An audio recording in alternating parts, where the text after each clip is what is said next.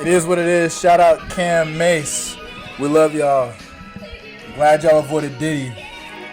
I got a Cam style freestyle coming for y'all right now. Ooey gooey, Louis Vuitton, Louis Vuitton. I got a lot of Don. Dion Primetime, my baby son. Throwing the dots, calling the shots. Bit me, I got the parts. They bit me, cause they want some of the juice. Come of the juice. Whoa, pause. I'm getting loose. I'm sticking in the pussy. She said, Cam, you is so busy. You getting busy on the mic all night. It is what it is, nigga. Have a great night. Rest in peace, Uncle OJ. Yeah, he had a long flight to the top. Now he back like Michael Irv, 88 with a Dez on the back. I'm done, cause I got a lot of racks. Nice. Welcome to another week of 4th and 1. Here with Shane, Tyler Rice, where we always get it done. We're going for it. Still the going real, for it. The real 4th and 1. Uh-huh. The real ones. Yep, and we are still going for it. We're into week 4 of college football. We're going to start it off right away. Top 25 rundown. Let's get things rolling. Not too many storylines from this past weekend. We got a couple outstanding ones, but we'll get to those eventually. 25, we've got Texas A&M. Don't have too much to say about that. They made it back. They're back on the top 25. They're a good, solid team. You know? Yeah, who'd they beat?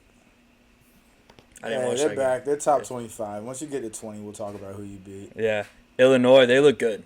Illinois did look good. I remember that. Mm-hmm. That was an exciting game to watch. I saw some highlights. Mm-hmm. Didn't beat that tough of a squad, but, they dominated a mid-major, so looking forward to seeing more from them. Yeah, definitely. Northern Illinois just boosted up to 23. Yeah, they got a bye. Fair enough, though. I mean, they deserved it. Yeah, They're still riding high from their win. Yeah, they should. As they should. NC State next week, so that'll be an interesting one, especially after seeing NC State Clemson this weekend. Yeah. That could be huge for Northern Illinois. Depends on how NC State plays versus Clemson, though. Agreed, yeah. Then we move on to Nebraska. Still looking good. Dylan Raiola still looking good.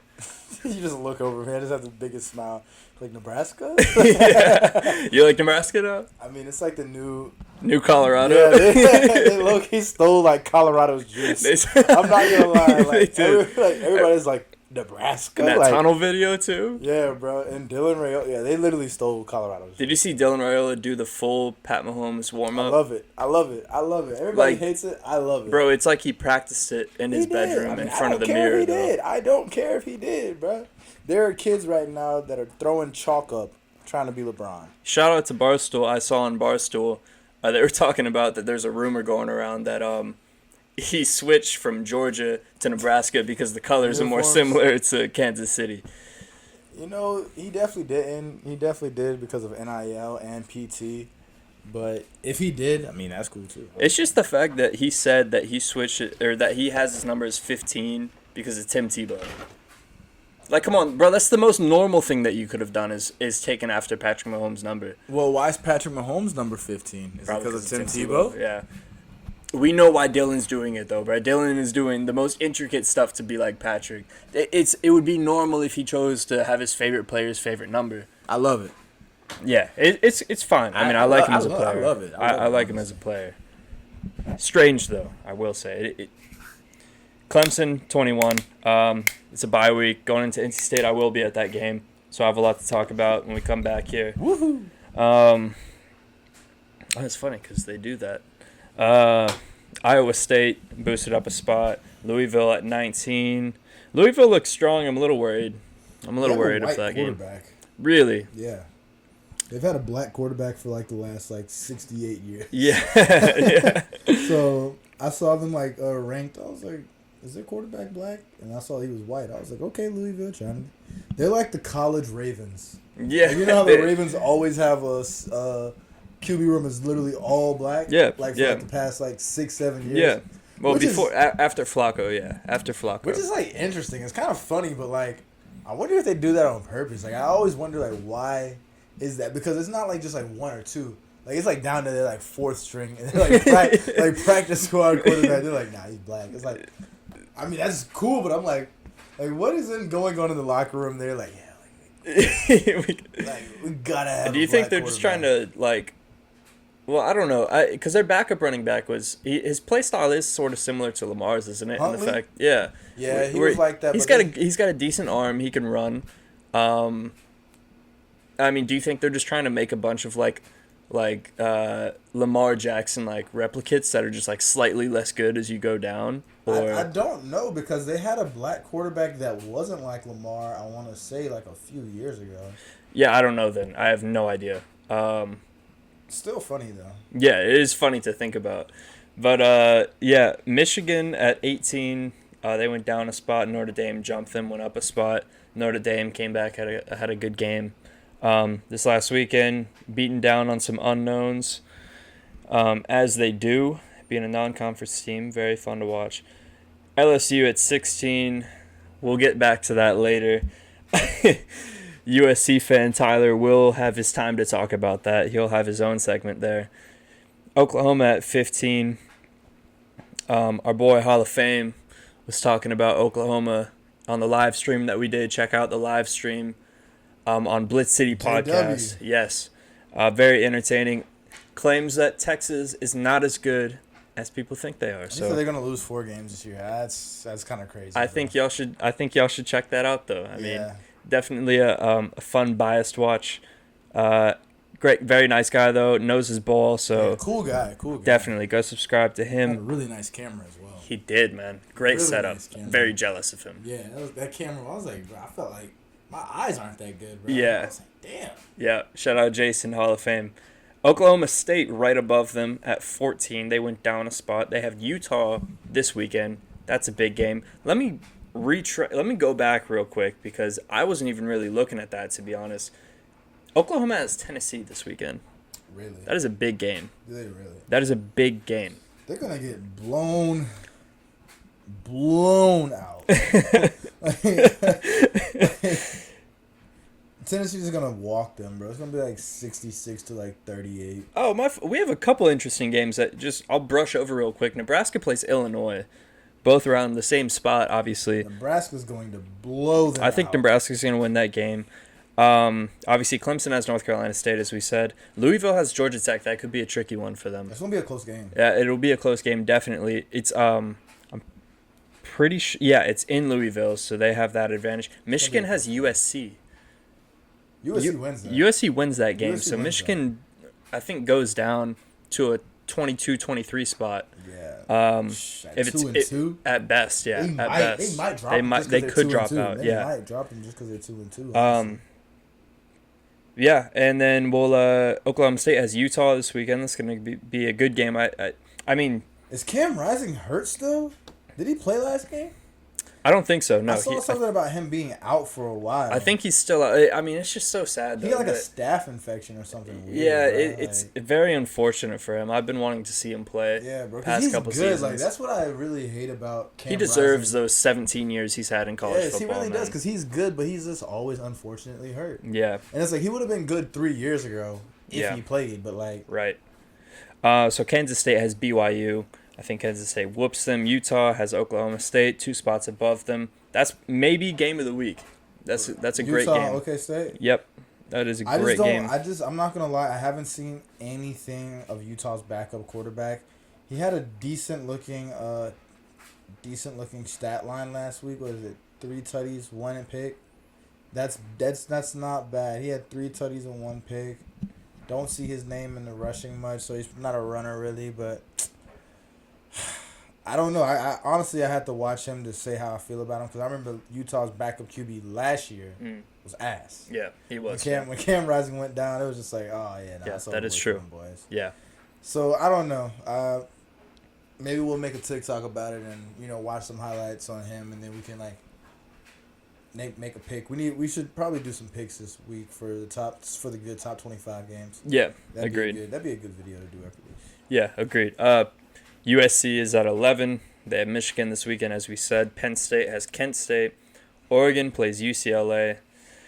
Miami. Oregon at UCLA. That could go either way. Yeah. UCLA decides when they like to have good games. If they win that game, they're back in the 22 spot that they love to have every year. It's in their history books. We're a good team. I promise, guys. No, their school doesn't care about football. Go back and watch our UCLA video.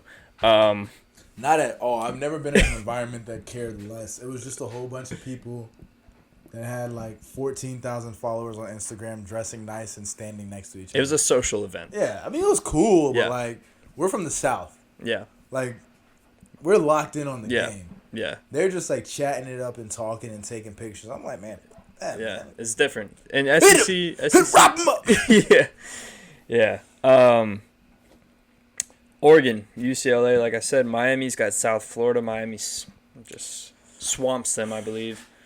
South Florida did put up a little bit of a fight against Alabama, but I expect Miami to win that game. I think Miami has a better offense than Alabama. That's not a bad take with Cam Ward in there right now. He's looking like the Heisman favorite. We might come back to that in a little bit.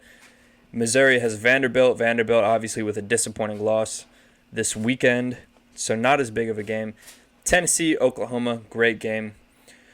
Ole Miss has Georgia Southern. That's a whoop down. Alabama, Georgia. I forgot that was this weekend. Whoa.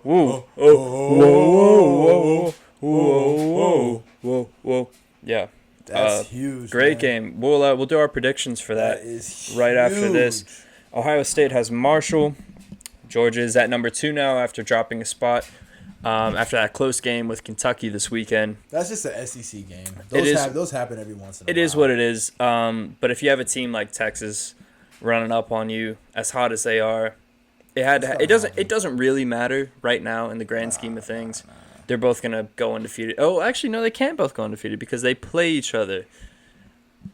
Interesting. But they'll both be in the playoff, almost 90%. So they will. And then Texas number 1 with Archie Manning as their starting quarterback now. So Tyler has been big on Archie Manning. I also very much do like Archie Manning. No, we don't. I do like Archie Manning. I think that Quinn is more experienced than him, so you have to start the more experienced quarterback. We have a topic set aside for that we're going to talk about later. All right? So, let's give our prediction for Georgia-Alabama real quick. Good game in Tuscaloosa. So, what do you say, man? What do you think? Being honest, I think that Alabama has lost some of the fire on their ass from Saban being the coach. Saban being the coach has always made you feel like you were about to fall into the volcano, like you're about to die. Like this game right here is the game that could change your life for the worse. That's the vibe that Saban always gave me when he talked to his guys, and I don't get that from DeBoer. Yeah. He's a very good coach. The team is probably like, I don't want to say skill-wise better, but they probably got more like cool RPOs and shit like that. Yeah, they got flashier stuff. Yeah, flashier shit. Getting these skill players out and but I don't know. Alabama just not giving a football vibe yet, and I don't know. It's just me, but a lot of those guys are from the South. I think you need a Southern guy to coach a Southern ball team. I agree with that. Kirby Smart. I think that you just hear Kirby in interviews and post-game talks. Like, he just got that sternness, that seriousness about him, that it's just like, if I was in a locker room and Kirby was talking to me, I'd be like, oh, shit, like, we got to get our shit together. Yep. But then if my coach is talking about analytics and if we should go for it on fourth, it's not lighting a fire. I mean, but at that level, you shouldn't need it, but I mean, I think the coach is that extra edge. And I really think that Kirby's the new big dog in college football. Who's a bigger dog than Kirby Smart right now? Nobody right now. And I think that that he has been, coming up on Saban status, but beating Bama post Saban, if Georgia wins this game, that will be the headline. Kirby is the new Saban. He is the new Saban. I'd say that he is already. He's at this age that he's at right now, compared to what Nick Saban was doing at that same age. He's already equaling, if not surpassing him. So and I think they've already built a dynasty. I don't think it's in question anymore. I mean, they could throw any quarterback into that system that they have right now. I've said this before. I don't really think Carson Beck is something like spectacular. I think that he makes the right decisions, and he has a great team around him. So that's all they need. That's all you need. You don't need a flashy quarterback, you know. And obviously before that they had Stetson Bennett. All these guys more than likely are going to end up as backups in the NFL, which is not a bad thing at all. But it's just the way that it is. They have such a strong foundation and such a great coach. Like, I mean, definitely the best coach in college football right now. That I just think it's extremely difficult to beat them, even in that game against Kentucky this past weekend, which we'll get to right after this. But yeah, I'm gonna go Georgia too, man. I think it'll be a close one. It's in Tuscaloosa, that adds some firepower to it. But I think Georgia pulls away with it, and I think it's just it comes down to the coaching, it comes down to the adjustments that Kirby makes. And I think in part it comes down to the close game that they had this last weekend with Kentucky. They're not going to let that happen again. But that's what I mean by the fire in their I eyes. saw hell in Kirby's eyes when he was looking at his players at the end of that game. That's what I mean by the fire in the ass. I can't even imagine what those players went through this week in practice. I can't even imagine. And then it's just not even that. It's as a young man or as a person in power over other people, you have to hold some intimidation factor. Yeah. You can't ever be seen as weak or lesser than, in front of, a crowd or anything. And Kirby just gives me that vibe, like, like just that old, like, what they call toxic masculinity now. Yeah, that's what it is, man. That's what he does. Yeah, Kirby is that new Southern coach now that the players just respect with everything in them. So I have Georgia this weekend, but we will now talk about that game this weekend. Maybe is that a concern for Georgia in any way? No, bro. That's just like I said, bro. That's the SEC, man. It's the SEC, man. Some. Kentucky had a few more beers Friday night. Yeah. They came out with a little bit more of a... And Kentucky just got their asses whooped by South Carolina. And everybody's talking about Kentucky. People were trying to discredit South Carolina after that game. Well, Kentucky just might be the worst team in the SEC, but then South Carolina comes out and plays this close game versus LSU. Kentucky's not that bad. South Carolina might be that good. The narrative switches every week, doesn't it? Every week. And South Carolina still lost that close game with their number one QB out over half the game. And they almost won that game. But then now that switches everything. It's like, well, Kentucky might be a middle-of-the-road SEC team and just bounce back to play Georgia close. And South Carolina played LSU really close and might be a lot better than everyone thinks. So these next few weeks show a lot. I think these next 2 weeks in the SEC show us a lot of what we need to see. Yeah, I mean, like I was saying, it switches around so much. Vanderbilt has been known as the worst team in the SEC for years now. Vanderbilt wins. USC has a close game with Old Dominion. People are like, oh, USC is the new worst team in the SEC.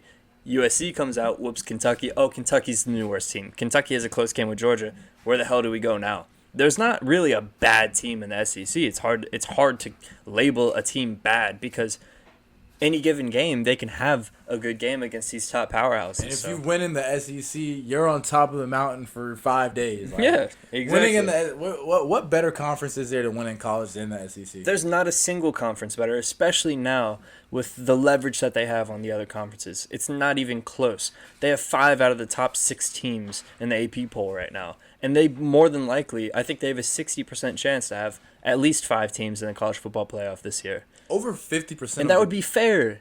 That would be deserved, bro. Yeah. Over 50% of the men in the southeastern region that follow football believe that the SEC is more competitive and talented than the NFL. Guaranteed. Yeah, I mean, guaranteed. Yeah, yeah. I can say that for myself. My dad is a big NFL hater. Really? Same with, I feel like a lot of guys. Your dad's an ACC guy. He's really, I mean, he is.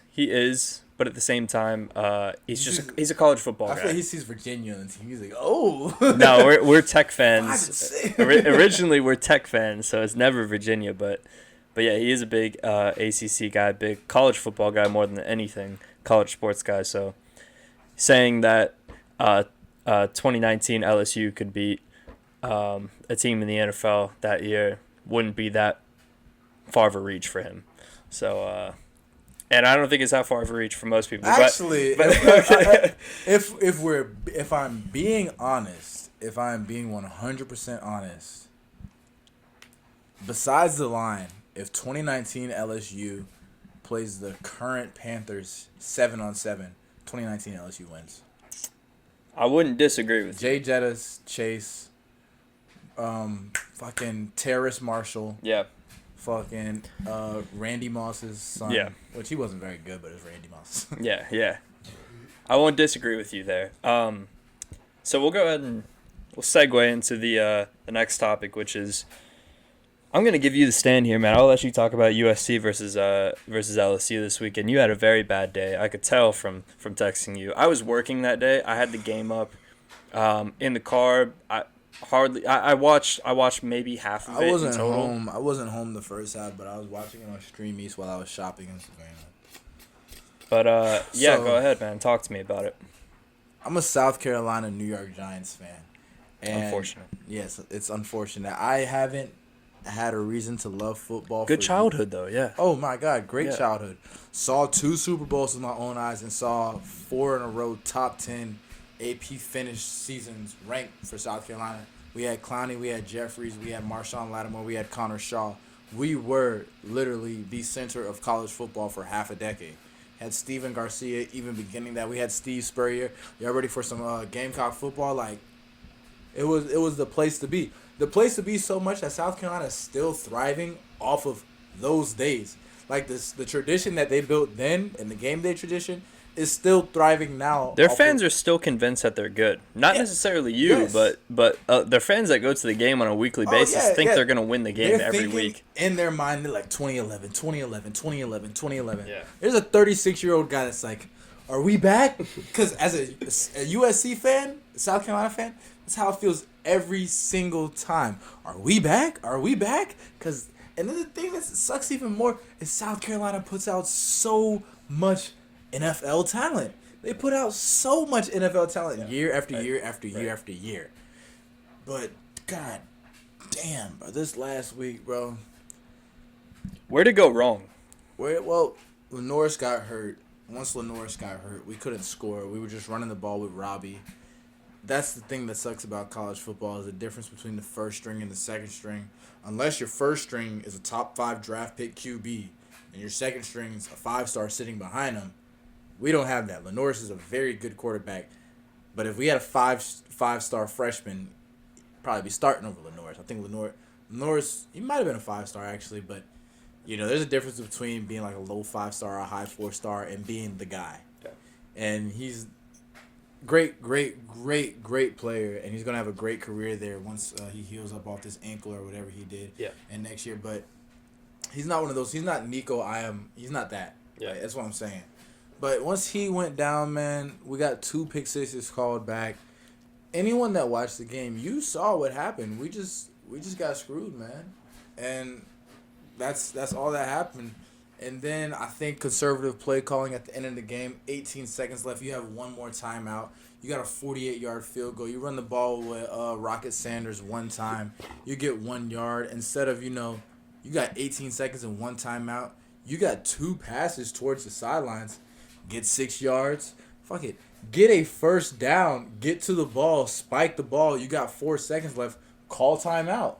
Kick the field goal. Kick the 39-yarder. The kicker that kicked the field goal had never made a field goal that long in his life in a game.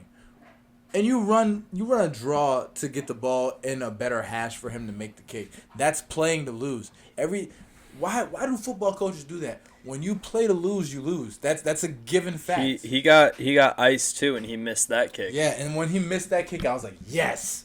I was like, well, now he knows because he had the leg. He had the leg for the first one. He missed it the opposite direction and short. Yes, that's what I'm saying. It was short. Well, I saw it was short before it was off. I was like, whatever, bro. But let me tell you the resolve. USC wins that game. They come into this week ranked 21. They beat Akron. They move up to 18 or whatever. And then they go into LSU. Probably even higher. I mean, not LSU. Then they go into Ole Week Miss. Probably 16, just because you got Ole Miss coming in, barring they suffer some unforeseeable loss. And then you got an SEC Classic underway. You got number 16 South Carolina versus number 5 Ole Miss. They still might get ranked. They go out and whoop Akron. I believe that they want to rank South Carolina. I do think that they want to rank them. Absolutely, they do. Yeah, absolutely. I mean, the football culture at USC is Undeniable. yeah, undeniable. Even as a Clemson fan, I can't deny. I love going to USC games.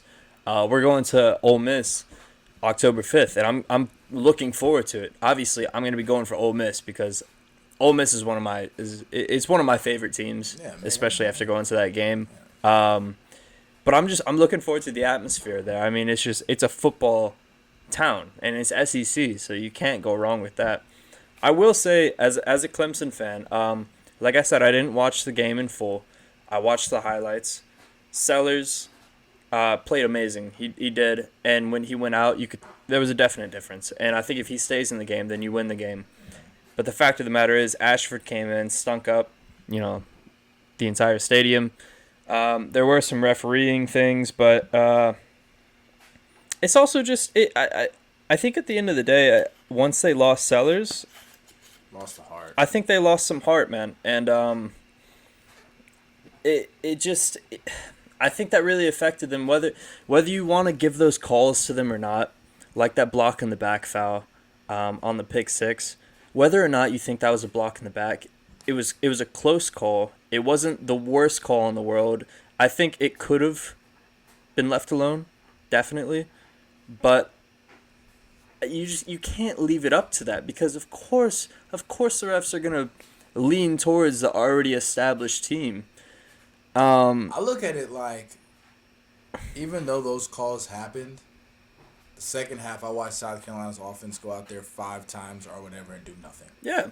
That's what I saw. Yeah. I saw you're only running the ball for 3 plays, just trying to eat up clock. You're trying to lose. You got a guy back there playing quarterback.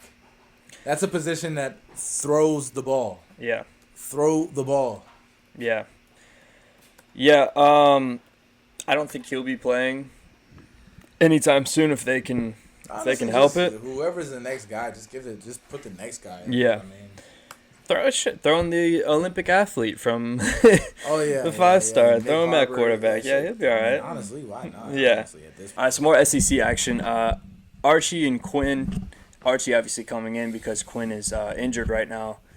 We disagreed on this. You like Archie better than Quinn. I do. I think Quinn deserves the starting role because he's more experienced and he's in the Heisman race right now. Go ahead. You can tell me your point right now. All I'm saying is I think Archie has all the talent in the world. I mean, he's a Manning. So, if he makes 2 mistakes, he really only made 1 just because of his last name. I mean, we all saw that read option run that he had that they clocked him at like 20.7. We've seen him move in the pocket and get out the pocket before. He obviously has wheels unlike other people with his last name. And then he's got the arm. He's just like the new generation of Manning. I think that if Archie comes in and plays for 3 and 4 weeks and leads Texas down a tough SEC stretch while putting up big numbers, and he's your future, if you're Sark, you got a really tough decision to make because you got Quinn, who has already proven, okay, boom, Quinn comes back and starts. He's not going to be a top 5 pick in my opinion just because he's missed 3 or 4 games. Might be a late first. Quinn comes back and doesn't start. Early second, early third at the latest. On the other hand, you might have the guy. Like, you might have the next generation's guy. And that's what Archie was dubbed as, and that's what everybody's waiting for. So, I mean, I know you said like it's really tough for them to take away Quinn's starting spot, but if Archie does exactly what he's supposed to do and not fall short, because every generation has those guys that come and fall short, but if he does exactly what he's supposed to do, plays balls out for 4 or 5 weeks, Quinn Ewers not starting the rest of the season, and he'll still go to the NFL. Here's my thing. Quinn, we got to remember, Quinn, although his name His last name isn't Manning. He's the original star boy at Texas. I remember watching that game, not really knowing who he was when he was a freshman against Alabama. He ended up getting hurt about halfway through. But in that first part of the game, we were like, oh my God, this guy is going to win them the game. And I just remember that atmosphere and everything that he was doing. And I was like, wow, man, I really like this guy already. Fast forward 2 years later, and he's still doing his thing. Obviously, they didn't win it last year. He brought Texas back to the college football playoff, which it's been a while since Texas has been good. And he's built up his stock more and more and more until this year he's a Heisman candidate. And I think they would be kind of fucking him over in a way if they just decided, yeah, Archie's playing really good right now. We got to start Archie. Even though Quinn has been playing really good at the beginning of the season, I think it's hard to... Quinn's in the Heisman race. He's top 2. He's top 1. I mean, before he got injured, he was number 1 in the Heisman odds. So how can you really beat that? And how can you really beat that by a margin that says, okay, I'm going to put this guy who's a sophomore in over my guy who's about to leave after this year. We already know Archie's going to be staying. Quinn's leaving this year. His draft stock is going up. We want him to be a Heisman winner. I just think when it comes to terms of realism, they're not going to... It's going to take an incredible, almost impossible amount for Archie to start over Quinn this year at least. But I do think it's very possible that Archie ends up being better than Quinn. Especially going into the NFL, I think it's very possible that he ends up being better than Quinn.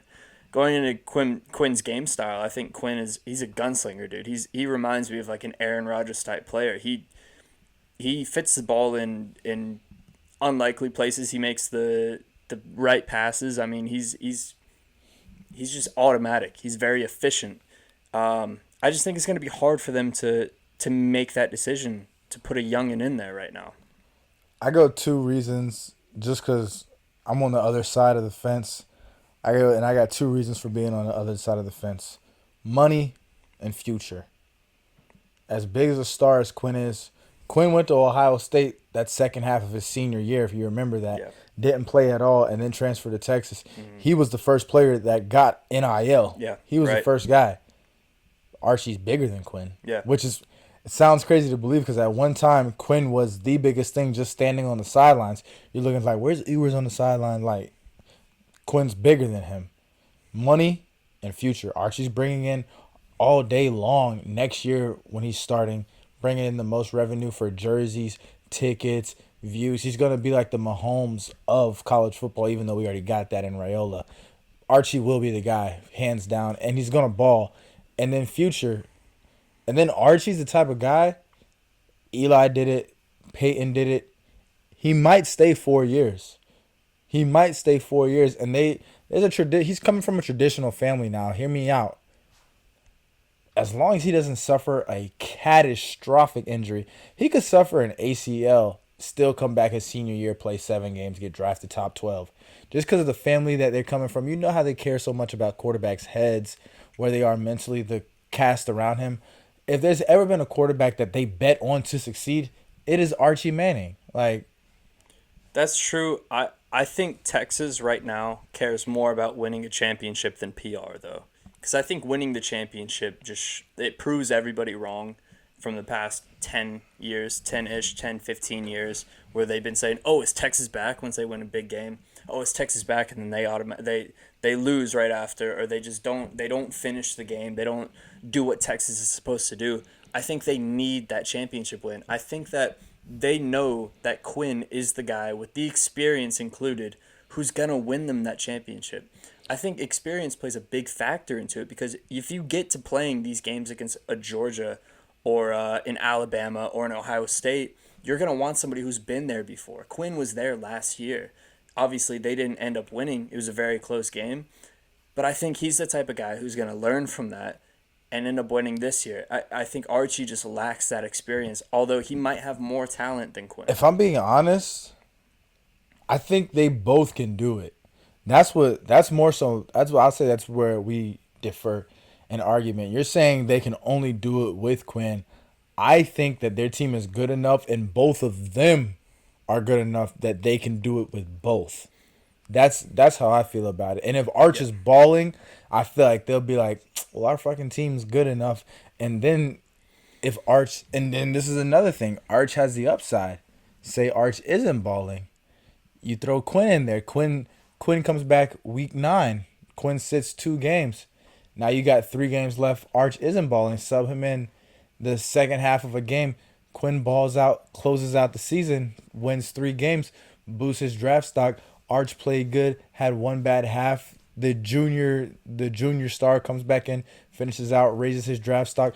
Arch comes back the next year, learns from his mistakes, is even better. Like, you feel me? I agree with you. I think it's going to be the other way around, though. I think they're going to put their faith in the guy who's been there already first. And if he starts to mess up, then they put in the young up-and-comer. I think that's how it usually plays out. That's how it played out with Jalen Hurts and Tua a couple of years ago. Going into the NFL, that's what happened with Tony Romo and Dak Prescott. I mean, we see it a lot in the NFL. But, no, man, I think that they're going to have more faith in their older guy. I do think Archie is... I mean, I haven't seen enough of him to say if he's capable of bringing his team a national championship. I know they have a very talented roster, but you still see some rookie mistakes in him that you just don't see in Quinn anymore. I don't think it's a bad thing, and I think he definitely is their future. But for right now, it's just almost impossible not to start the guy who's been there before and who's done it before and is going to be gone after this year. That's my entire argument there. But I think talent-wise, they're very equal. I think it just comes down to experience. It's fair. All right, y'all let us know what you think about that. I think it's a very compelling argument. Compelling. That's the only word to. And I'm a New York Giants fan, so that makes it even more compelling. And why argue for Archie so hard? Right. He's like my 4th cousin, basically. Yeah, right. That was a good argument, though. So yeah, we'll go ahead and I think that's all we got for college football this week, and we can go ahead and move on to the NFC East. So it's not looking great right now. It's looking very NFC East. It's looking very NFC East-ish. Eagles don't look as strong as they have. They're not. I mean, AJ Brown was out last night. True. Or 2 nights ago. So. But it's against the Falcons. The Falcons aren't. They're not a bad team, but and Kirk Cousins is. It's in Philly too, though. The Eagles need to win that game. Yeah. And Saquon needs to catch that ball. That was a horrible drop. You cannot drop that. That might be one of the worst drops of all time. I'm not gonna lie. that drop literally lost him the game. It did. No, it as did. Soon as he dropped that, Kirk Cousins was like touchdown. It was Did over. you see the Peyton and Eli cast? Yeah. Bro, yeah, it's great. Yeah, I love how Peyton is just like he's going into it. He genuinely loves the game of football. Yeah, he just loves it. He just likes it. He's going for whoever has the ball. Yeah, because that's like that's where he played in the NFL is on offense. So whoever's got the ball, he wants. He's like, okay, now we got call timeout. Call timeout. Yeah. Yeah. No, that was a great game, great finish. Kirk, got him down. Kirk is a playmaker. Kirk Cousins. Brought him down there. Big Kirko. Big Kirko, yeah. Drake London finally scored a touchdown for me on fantasy. I have him on fantasy as well. Too little, too late, but thanks anyways, Drake. Or how about Jalen Hurts literally throwing an interception when that was the only thing I needed him not to do? I've noticed this in the past couple of years. Obviously, he came into the league hot.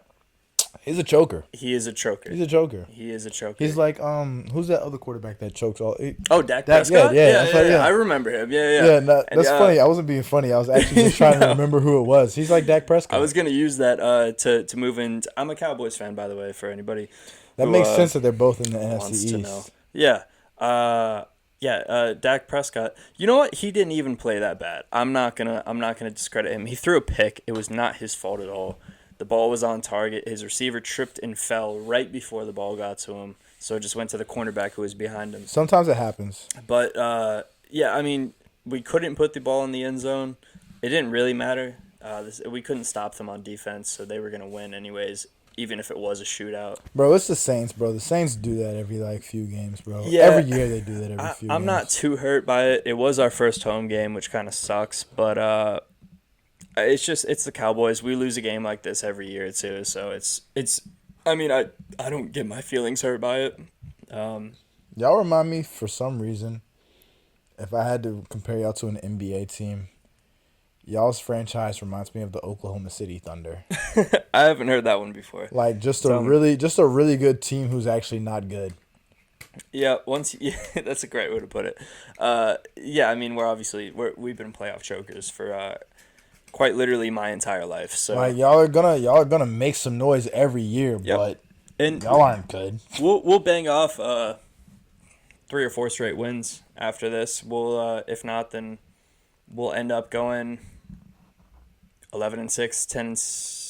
Nah, y'all won't go 10-7. 10, I think we're gonna go 11-6. Y'all won't go 10-7. The Eagles, Cowboys won't go 10-7. Yeah, it's just I can't. Y'all are way too good for that. Yeah, but y'all just not gonna. I don't know. It's just we're 12-5. I mean, I think we have a serious chance of winning the NFC East. Bro, bro. I'm not gonna lie. Tell me if you feel like this. Now that we're getting a little bit older and watching sports, the shit that people have been saying for 40 years. Do you ever just relate to it a little bit more? It starts to make sense. Yeah, like when they just say he just has the clutch gene. Yeah. Like when you see people that just keep failing over and over and over, it's actually just like, oh, it's because they don't have it. Yeah. Like he just doesn't have it. Right? That's the difference. I brought this up the other day on the live stream. Again, shout out Blitz City live stream. Go check that out. Dak Prescott and Patrick Mahomes have had almost identical numbers over the past 4 years. Yeah. But then you look into the playoffs, Mahomes has like 6 times as many touchdown passes as him. Like, that's where it really matters, though. I mean, you can have a team like the Giants back when you were a kid, watching them coming into the playoffs. They weren't the favorite to win that. 9-7, 10-6, but we got it done. But it doesn't matter, bro. If you have a serial winner at quarterback and you have serial winners on the team, then it's not going to matter. Yeah. And we just don't have that right now. Just get it done when it's time to get it done. Yeah. And you know what? It makes sense for sports because that's the motto for life. Get it done when it's time to get it done. Yeah. Why? Yeah. That's it. Yeah. And we have not been able to do that. But. And you know what's funny? Think about your last starting quarterbacks: Dak, Tony. Who was it before that? In the 7 years y'all were sorry because Tony came in like 06. Oh, Drew Bledsoe. Before Tony, yeah. Yeah, and then who was before Drew Bledsoe? It was pretty sure it was Troy Aikman, no? Yeah, probably like to the early 2000s. Yeah. So y'all and Tony Romo is literally like a carbon copy of Dak Prescott, just look different. Great players who just not gonna do it well when it comes down to it. And Jerry loves those guys because they look good on paper. They look great when it's time to look great. I mean, Dak was he was top 3 in MVP voting last year. What does that matter though? But the one thing about those guys, the one thing I will say about guys like that kind of gives me like the Josh Allen Lamar ring, is that they seem too good to be true. Yep. And every year, more than anyone else, I have faith in Lamar Jackson to get it done in the playoffs. No. I'm like, the Ravens are going to do it this year. No, that's just the Cowboys fan in me, though. Lamar Jackson, I'm starting to realize that. Lamar Jackson is a businessman. He's more of a businessman than he is a football player. If you watch him play football, you will agree. Lamar Jackson in the playoffs, you can tell that there is somebody in his ear who is like, Lamar, don't get hurt. Make the smart play. Remember to get down. Don't run if you don't need to. And and it's only in the playoffs where he overly not runs. He will overly not run. Yeah. Like his first year in the playoffs versus the Titans. He rushed for like 150 yards or something. Tried to bring his team back. They had no shot of winning. Yeah. But he took off and he was giving them a chance. Last year versus the Chiefs, they could have easily won that. Yeah. Easily. It's like they tried not to win. Bro, it was like, yeah, they don't want to, like. But that's all the Chiefs needed, though. Once they won that game, it's like, we won the Super Bowl. Yeah, yes, exactly that. We did it again. Yeah, but it's just like I don't get that with like the new day and age NFL, bro. I mean, I do get it because they make so much money that it's really not about the game. It's just more so about these guys being so immensely physically talented that they're worried about their bag, that they won't put their body on the line regardless of a ring or not. Lamar's bringing home $60 million a year. That he's not gonna run in there and break his leg, but that's what the game is about. I just think we're becoming old heads, dude. I think this is why yes, dude. This is why every guy when they get older starts to look at and starts to root for more college football than NFL football because they look at the bag, and this is why you see a lot of dads or people dad's age, they don't watch NBA. They watch college basketball. They don't watch NFL. They watch college football because those kids have something to play for. I mean, I completely understand and I start to get it. I start to get it now as I'm getting older. I mean, I'll be honest. I always understood. Even Eli, don't tell me you don't remember that shot from Eli standing up in the NFC Championship game versus the 49ers when he has the grass in his face mask and his shoulder pads are literally off his shoulders in the middle of the game and he's calling a timeout. I know you remember that shot, hard, bro. dude, but and he threw the ball 40 yards. He stood in there. It was literally Alden Smith and Justin Smith. I know you remember those two motherfuckers, bro. Coming at him from both sides. He was like, give Victor 1 more second. 2 I'm going to die now. Yeah. And he was like, timeout. Yeah. Lamar's not doing that. He's running out, throwing the ball out. Yeah. We need to play. Yo, Kodak. Like, bro, the thing that makes you bro, and the thing, he doesn't care, bro. He doesn't care. Yeah. He wants to win, but he doesn't care if he doesn't. So, yeah, you feel me? Much. Like, but that's the thing. In the moment, in the heat of the battle, are you willing to die for it? That's what it comes down to. Yeah. In the heat of the battle, are you willing to die for it? And that's not saying that you don't care immensely about it or with everything in you, but are you willing to give everything you've ever had for that? And that's where you see John Elway diving towards the pylon and getting spun around like a helicopter. Everything in you wants to win. You know what? I've seen Dak do that multiple times where he dives into the end zone and gets spun around like a helicopter. But it just doesn't seem to matter. But I hate Dak Prescott. If we blow and you see this, oh fuck our battery. Dak's just a bitch. Wow. All right. He is. I wouldn't say that, but I'm just saying. No, I'm saying on the field when it comes down to making the play, he's just gonna make the wrong play. Yeah, I agree with that. His decision making, it's his mental, really. But it's bitch made. But when it comes to when he sees an open gap, and he's like, I gotta run this ball. He will die for that. I will give him that. As much as I am disappointed by him year by year, I will give him that. He does have heart, but it's the brains that kind of get to him in those playoff games where he gets in his own head, and he's not making the right decisions, and then the entire team is not making the right decisions, and yeah. Anyways, that's all I got on the NFL, on the NFC East at least. I think we can go ahead and end it there. Yeah, 4th and 1. We're going for it. Another week. We'll be back next week, Thursdays at 5 p.m. Eastern Time. Thank you for watching. We're out of here.